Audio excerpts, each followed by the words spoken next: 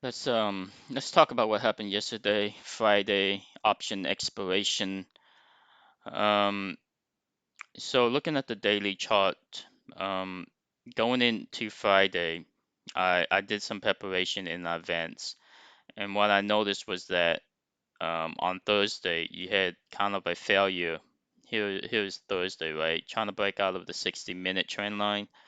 Um, late afternoon session. So that's kind of a reversal signal failing the 20-day moving average. So it's relatively negative to neutral.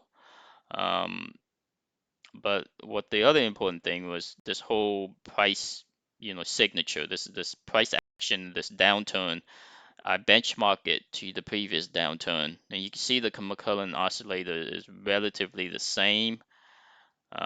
Three up days. So these are the three up days. So the interesting one was this guy right here, which isn't, this is like a Tuesday or whatever. It's a huge candle, and this is the next one would be the Friday. So let's compare. So that was the one I was concerned about was when I overlay this price action on this signature. Where was it? I think it's this. Yeah, this guy right here. Yep. So when I overlay this one, this happened on May the 18th.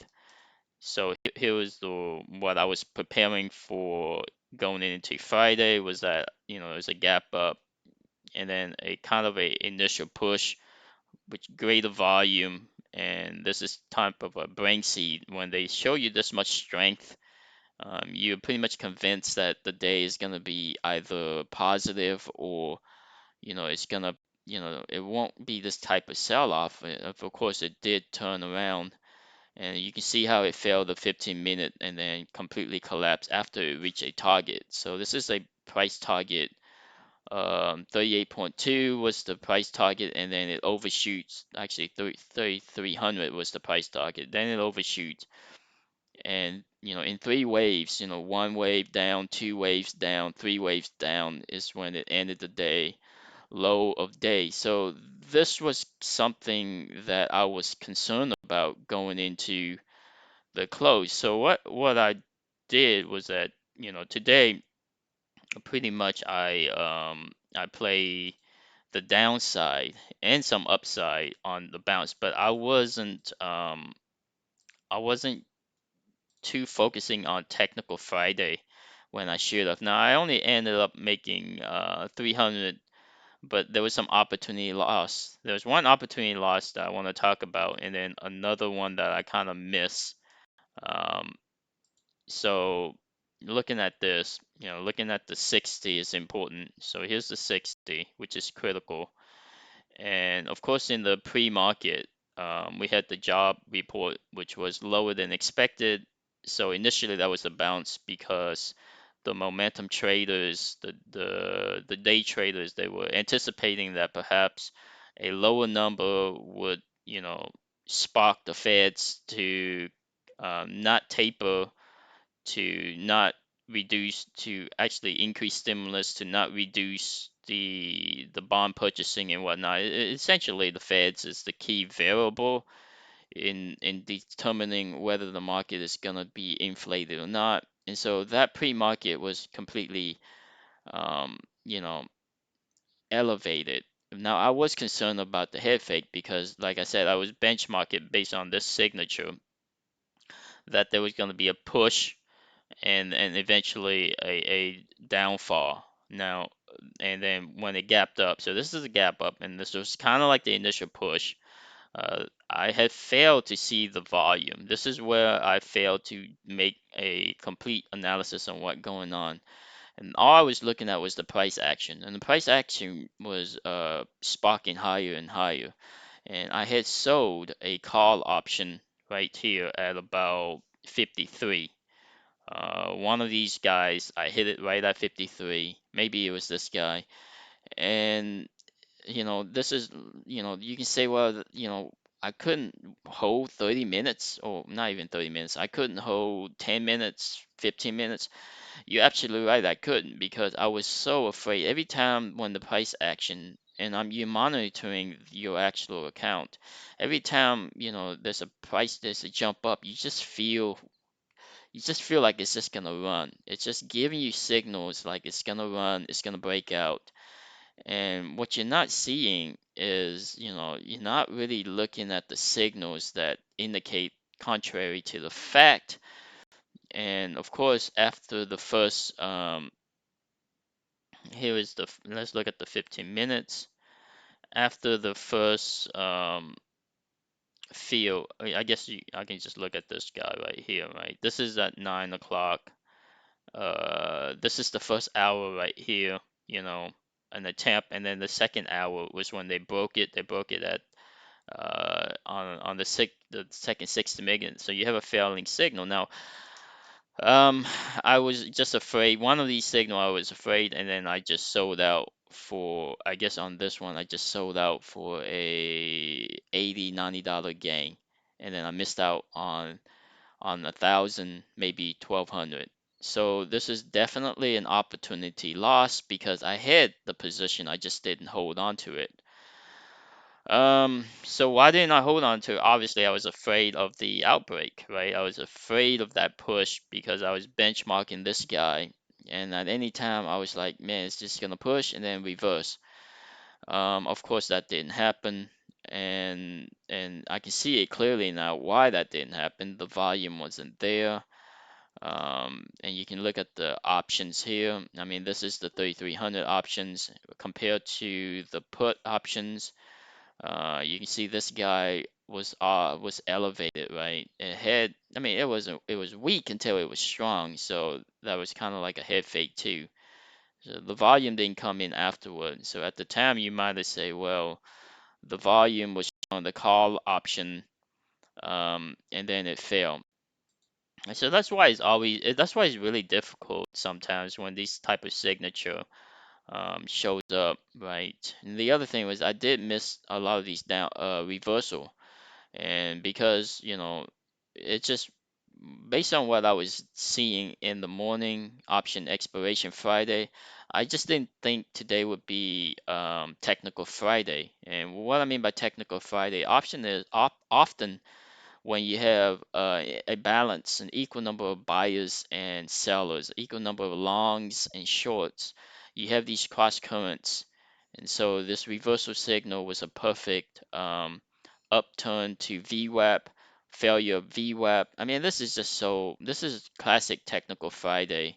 And then, of course, the sell off. And in the past, I probably would have made 3,000 easily playing technical Friday, but now I'm just a lot more concerned because I've also been burned in the past because of Friday being really aggressive one direction or the other, and it's just a runaway or a hijack in the afternoon, or this will be a flush, and so this will be a false signal, and then there will be a flush. And so instead of taking this position, I had an order down here, and this one was also a miss, and that was a pretty bad miss because you can see right here if you compare the 15 minutes on the QQQ, this is where it touched. And of course, at that point, it did not touch, right?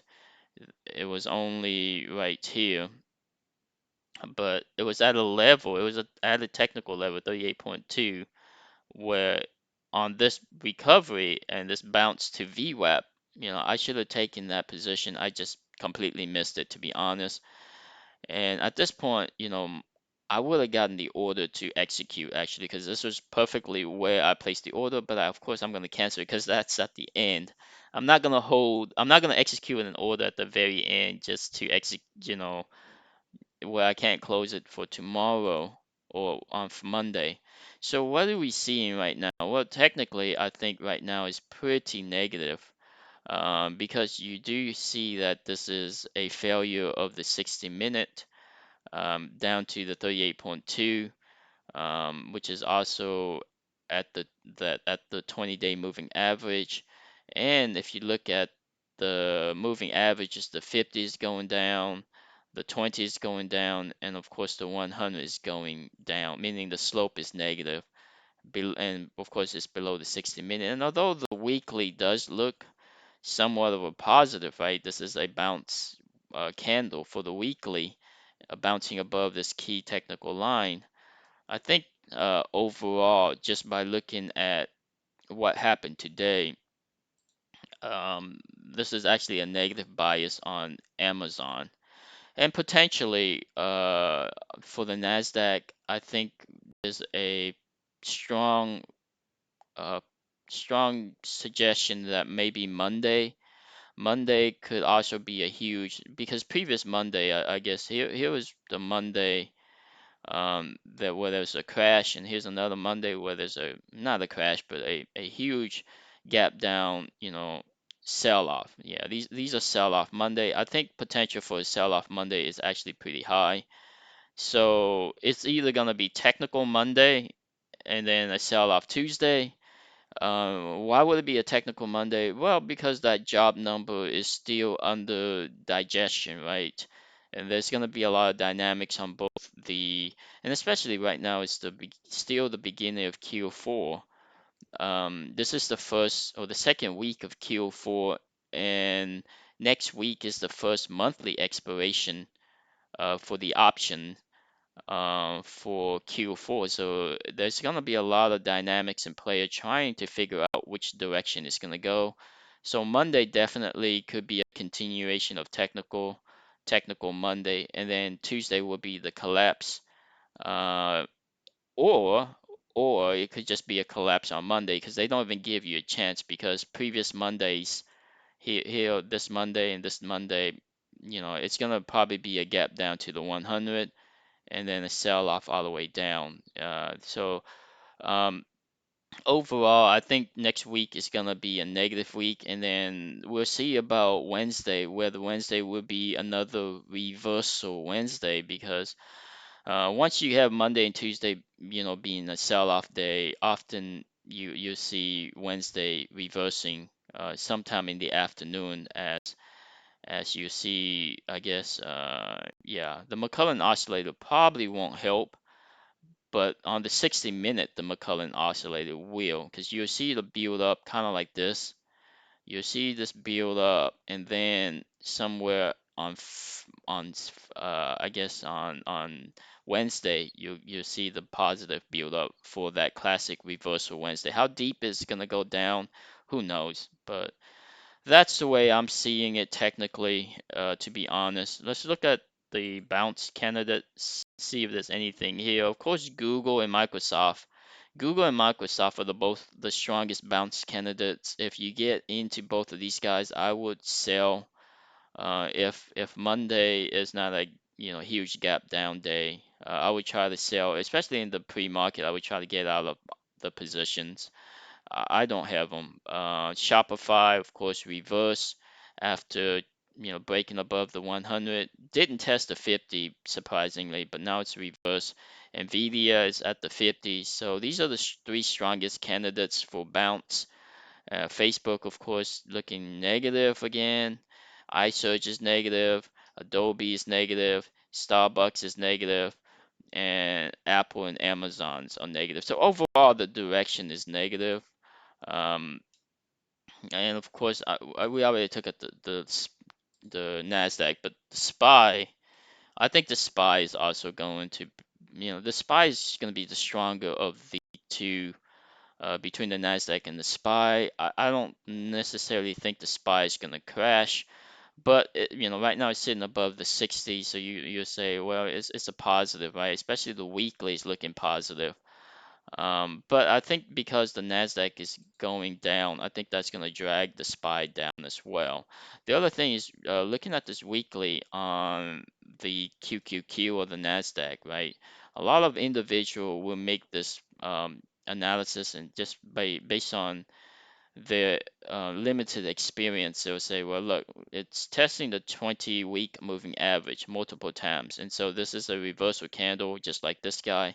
It's going to reverse and go up. And although that's what it looks like, because you can see there's multiple bounce off the 20-week. You got one, two, three, four, and this will be the fifth. I think this signature is slightly a little bit different because this is like, I was anticipating the capitulation top. Somewhere around here, I was saying, well, we're gonna get a capitulation top, and then it's gonna be a reversal. Well, that capitulation top did not happen. Unfortunately, it didn't happen. Otherwise, there would have been a clear technical signal where this would be a continuation down. But I think just because it didn't happen, the technical don't always align 100%.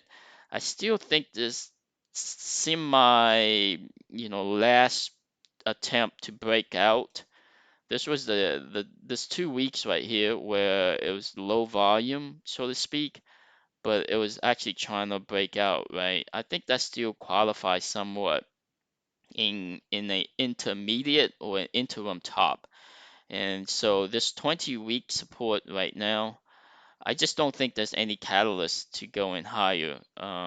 So unless of course there's news that would indicate that. I don't think there's anything next week that would suggest the news would suggest, unless the Feds come out and say something favorable to suggest an upturn. So anything can happen, of course, but based on right now the technical, I think next week would be a sell off, a correction next week, and then of course the week after is earnings, and then we'll see what happened on earnings because earnings is gonna in the interim right now is going to provide somewhat of a floor where it won't be a all blown out crash next week because that the forecast of the anticipation of earnings next or the following week is gonna buffer a lot of this downturn. But what do I see with earnings? I really don't know because earnings is gonna be the reports on earnings is really gonna be focused on the forecast, right? The guidance for December for next week. I mean next year and stuff like that. And with the supply chain issue and how companies are gonna respond to fixing their supply chains and other limited orders out there, that's going to determine whether we're going to power back up or we're going to continue lower. So I don't know the answer yet. We still need that data to come in to determine. But right now, technically, next week, I'm anticipating a downturn, a sell-off, some kind of reversal late next week, and then we'll see what happened with earnings. Looking at some of the key players, I guess Apple is going to look exactly like the Nasdaq, since that's one of the biggest component. And you can see, of course, it does. Yeah. So right there, you can see. What is this? Let's just use the 1 year. You can see right there, it's the weekly. It's sitting at the 20-week right here, bounce, bounce. So it's really the same and then of course, let's look at the VIX. So this is a critical one to look at. You can say, well, again, it's dead in the water. I mean, yes, you're absolutely correct. I mean, this VIX is just always dead in the water after some spikes. So this is the only thing that appears to be favorable in the sense that the market will not. I mean, if it was a little bit higher, if I mean, I'm surprised it was so negative yesterday. I mean, for Friday. So we'll see. I mean, this is gonna also provide a signal as far as whether we're gonna have a mini crash or a sell-off next week or not. But I'm still anticipating it. So I'm anticipating that this is gonna probably go higher, but it may not. So monitoring this is critical. Everything is gonna be monitoring based on the 60, in my opinion. Looking at the 60 minutes is gonna be critical. Of course, Apple is below the 60 minutes, so you have to say that's negative. Amazon is below the 60 minute. Facebook is below the 60 minute. I mean, Tesla is above. Google, let's see, the other one would Microsoft, of course, is probably going to be above the 60 minutes as well. Here, Shopify is below the 60, Microsoft is above. So there's a mixed bag, I guess, as far as which company is above the 60, which company is below. I'm still gonna stick with the idea. I mean, just based on what my experience and what I'm seeing technically, I just think Monday, Monday's gonna be either technical Monday or gap down. Um, if it's technical Monday, it's gonna have a Tuesday sell off and then Wednesday reversal. But also Monday could be a gap down to the 100 and a sell off because I think that job reports is actually a lot more negative than we think it is. Just because right now you're looking at the behavior on Friday and you say, yeah, it's not that bad, right? It's obviously not that bad. It's sitting at the 15. It's gonna bounce from the 15. It barely moved.